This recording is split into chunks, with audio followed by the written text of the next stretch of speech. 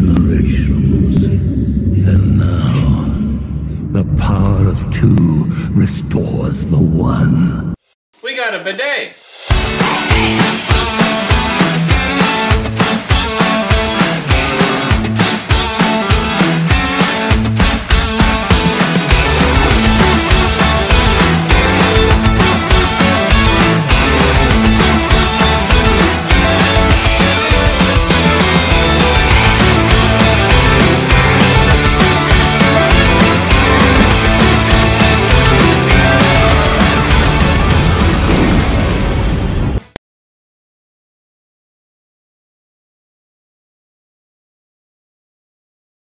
Hey everybody, and welcome back for another video. In today's video, we are talking about the latest episode of The Bad Batch. It is episode 9, and it was a pretty good episode. So, as you can see behind me, there's your first little hint of what happened. That's probably why you're here to, hear about the episode, so it's okay to have that background. Um, but if you're like me, the internet told you what happened in this episode because we didn't get to watch this episode until like a day or two after release, and before we saw it, I already knew who was going to be in it. So hopefully you guys didn't get it spoiled for yourselves. But Sarah is going to cover what happened in the episode today. So what happened this week? Yeah, so I believe we're on Pabu, Looked uh like it. their little like Moana type planet. But I almost said Moana went to a cave. Excuse me. Omega, oh my goodness. Omega went into a cave because she was playing with her little pet Betcher, and he's scared of what's in there. And so I kind of was almost thinking of like shadow monsters or like what are we gonna find in here? And there's actually a ship that somehow nobody noticed landing on the planet or in this cave or anything. And Ventress comes out and she's saying that Fennec sent her, which is really strange because when they ask later, because right now it's just Omega that's meeting her, when they ask later how they found that island, she's like, well, that's for me to know. And so it makes you wonder, like, how secure really is Pabu? Because if just anybody can find it like that, like, I thought this was supposed to be a super secret location. Yeah, they were kind of like, it wasn't super clear to me that, you know, how Ventress got the coordinates to where they were, because I think it was Hunter had said something along the lines of, we didn't send you any coordinates, or we didn't give Fennec any coordinates, kind of a thing. So it kind of seems like Ventress either one, she kind of has eyes on the area in the galaxy and like she hears things or whatever, or maybe she was sensing through the force that there was somebody with a higher M count in this area and was kind of seeking them out in a way. Because Ventress knew from Fennec that, there's someone special that she ran into, and these people are searching for answers about the M count. And so, Ventress kind of had an idea of where they would be, and I would imagine by the time she got out to that area, maybe she could kind of force sense kind of, where they were at. That's just a guess. It could be. I feel like that's some really strong force sensitivity for her to be able to tell from wherever she was. Um, I just know but there's not a lot of force users out in the world, so it's kind of like, oh, let's see. If you get one hint in one direction, that's a good chance. yeah, but how did she even know what system to even be looking in? Well, that's what I was saying with Fennec, is like Fennec knew kind of where they were at. I don't know how Did much she? time passed by. I What? don't know. I feel like this is one of those things of like you just got to take it for what it is because we're never going to get a real answer. Yeah, we're kind of filling in the gaps, but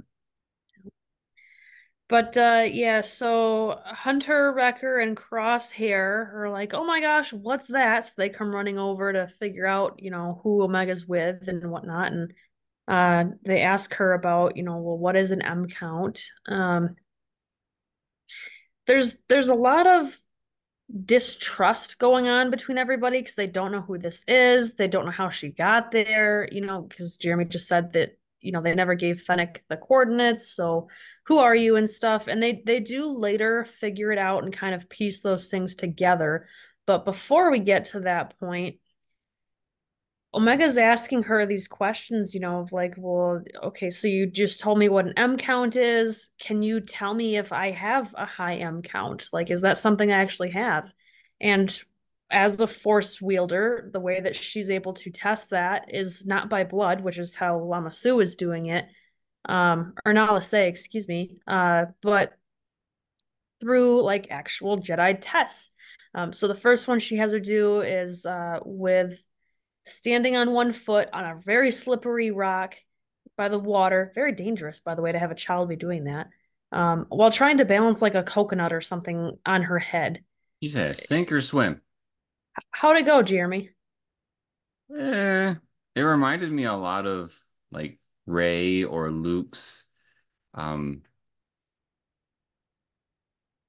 I'm losing the word. What impatience, where she's kind of like, why are we doing this? Just being a little whiny little kid, and just expecting results fast.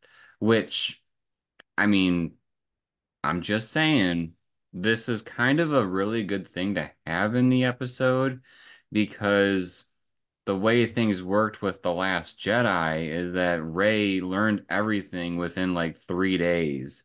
And so here we're kind of getting that reiteration of a reminder that it takes time. You have to, master these skills. It doesn't just happen overnight or over 3 nights, so to speak. So, yeah, Did she pass? I don't remember. I don't think she did. She did not. She fails the test because, or she She fails the dropped. test because she doesn't feel anything, right? So it'd be like if a normal person was trying to do this balancing act on a slippery rock. So test number two, Fennec, not Fennec. Boy, I'm gonna really struggle with names today, apparently. Ventress sends her on a fetch quest. To me, this wasn't even really a Jedi quest. And after she left, that's when she starts talking to our little Bad Batch group of like, okay, now that she's gone, let's discuss what's going on here. So I don't She really think this was part of the Jedi testing. It was more or less just an excuse to get her out of there for a minute. she basically wanted the kids to leave the room so the adults can have a conversation. Yeah. But right around this time is when Hunter and Crosshair and Wrecker they're starting to piece together like, oh, this is who this is. We've heard about her. She's our enemy. This isn't, we can't trust her with Omega. And then, Jeremy, how does that interaction go down? Ventress kicks their butt, honestly. Um, I did have a small criticism with this. The animation seemed kind of choppy, and I think it's because they were trying to emulate, she's really fast. But I feel like if they put like a couple more frames in there to make it more smooth of a movement that she was doing, I think it would have been a little bit better. It just seemed kind of clunky, with what was going on. But yeah, she basically handles them no problem. And then Kind of seems to me the clunkiness of it almost as like an old school uh samurai type karate type movie, of like it's one on three, so she's got to kind of take turns with who she's fighting with. I don't know, it just kind of gave me those type of old school vibes. if I were to describe it, I would say it looked like marionettes were fighting with each other. That's what I mean by it seemed kind of clunky. Um, I thought it was kind of cute or funny at the very beginning of this fight. They all draw their blasters at her, and she just using the force whips them out of their hands, like let's play fair or let's fight fair, I think is what she said. Uh, like, ooh, this is gonna be harder than what we thought. We also get to see that, she still has her curved hilt of her lightsaber, but instead of red, it is now yellow. And so it it makes me wonder if she is very similar to Rey in a way. Can you kind of talk about the knife that she had? It looked very similar to what we've seen in Acolyte in the trailer.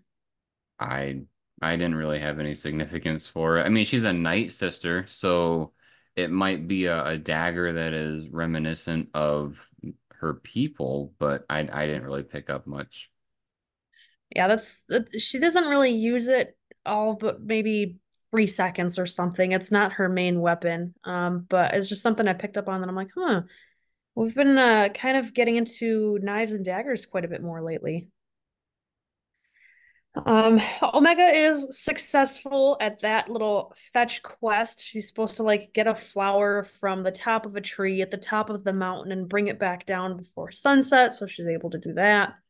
Again, I don't know that there was really any like Jedi testing there. It was really just more of a test of like I how mean, much effort you're willing to put into this, you know? she didn't even do it on her own. She went and got Becher and like took a ride up there, so She was resourceful. she was, but it That wasn't the just like she obeyed the rules. She didn't Ventress didn't say she couldn't have help. weak. Um, all right. So after this whole fighting thing happens and Omega gets back, she's like, "Well, what's going on?" You know, because she sees that they've got their blasters drawn. She's got her lightsaber out. Like it's crazy. And so they all put their weapons away and Ventress looks as if she's leaving the planet, like giving up on them, and she's trying to say, you know, I'm not your enemy that you think I am. Um, Omega seeks her out. I want to say this is the next day and is it's kind of a little bit of a back and forth, right? Of Ventress saying, "Why are you trusting me when nobody else does?" And Omega saying, "Well, you could have left and you stuck here for a reason, so I still want your help. Like if you're still staying here to help me, then let's do this." So it's time for the third test. Ventress is taking her out on a boat, and so there's two things here, right? One is a little funny kind of side note, which is that the boys have been left behind. Wrecker really wants they're kind of checking in on her with their binoculars. I was trying to think of the right word there. So they're checking on her with the binoculars.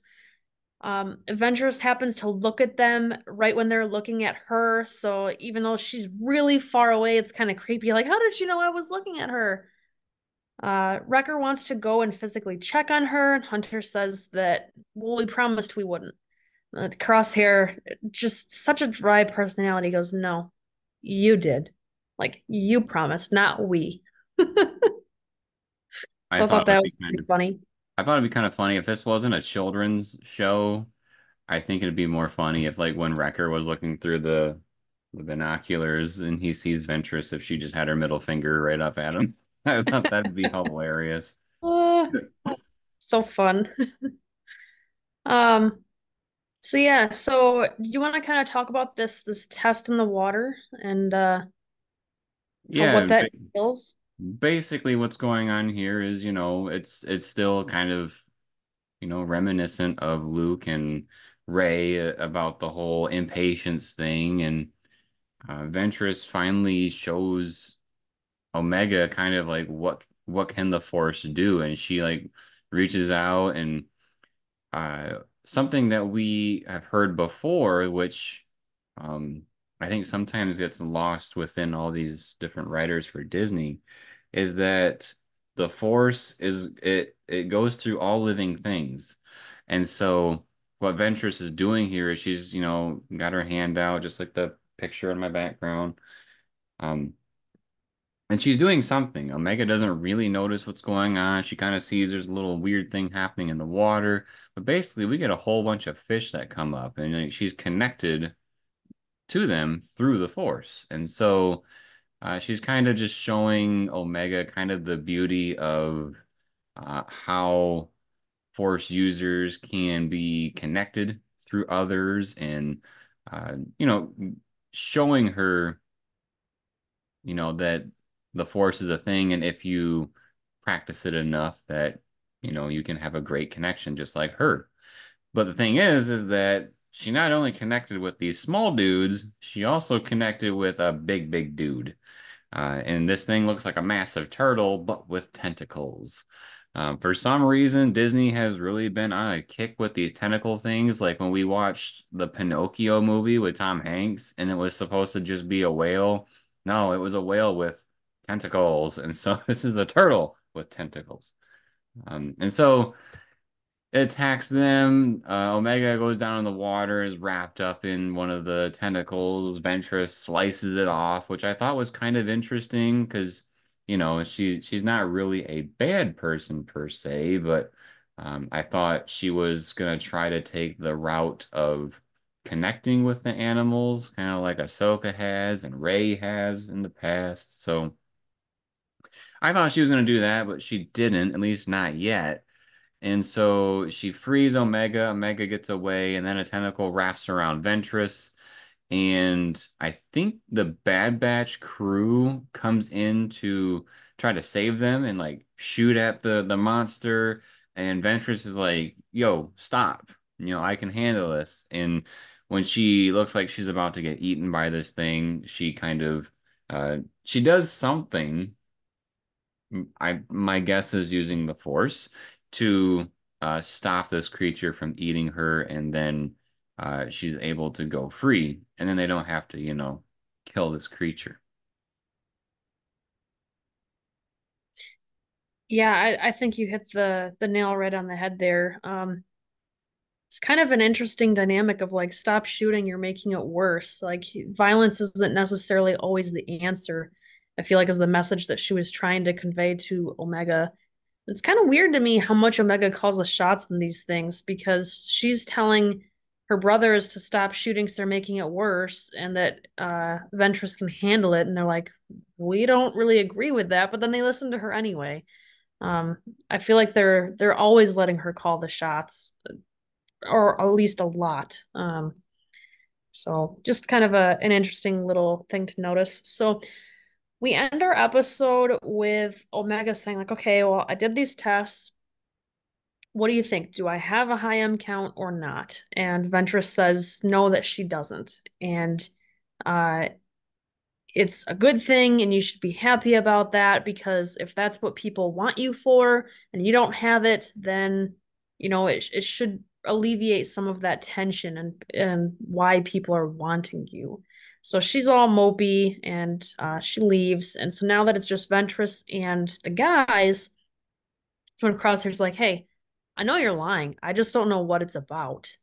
And so Ventress is kind of letting them know that, you know, she must have some sort of a connection, but you need to be properly trained by somebody else who also has that same connection. And without getting that proper training, there's no point in even being aware that you have that skill or ability. And if you're going to do that training, then you need to leave the Bad Batch. And are you guys willing to let her go? And oh, of course not. Of course they don't want to let her go because they're super, super protective of her. So I feel like they're kind of almost in a catch-22 here of we want to protect her, but we also want to do what's best for her. And if she can serve the community better, and if she wants to, learn to use the Force and whatnot, then maybe that is a better option. But for right now, I don't think any of them are really wanting that. But maybe once they have some time to kind of process, things will change. Who knows? I don't know. We'll have to wait and see. The other thing that she kind of leaves them with in terms of information before she leaves is you need to get better at hiding. Like, if I found you this easy, you need to learn how to better lay low. And if you keep asking about these high M counts, you're getting the wrong kind of attention on you. So it was really interesting for me to see Ventress be such a helpful, non-Sith-like type person because I just, myself personally, I've never seen her like this before. So that was a neat side to see. Not to mention the fact that she's got hair. Yeah. It was kind of interesting. It was funny to see how her hair like moved underwater and stuff. Like it seemed like when she came out of the water, she had a completely different hairdo. Yeah, well, I think that's just because, any person with longer hair than what Yeah, you not have, me. Jeremy. If your hair's to the side and you're swimming in the water, it kind of you slick it all back, and that's what she's got going on in your picture there. Yeah. I'm hoping we see more of her later. Like, I hope this isn't just a one-stop shop kind of a thing. But I don't know. We'll have to wait and see. Next week, we got a two-episode combination. And so I'm very curious to see what happens. I don't know what's going to happen. I feel like this didn't really leave much of a cliffhanger to, you know, preview what's yet to come.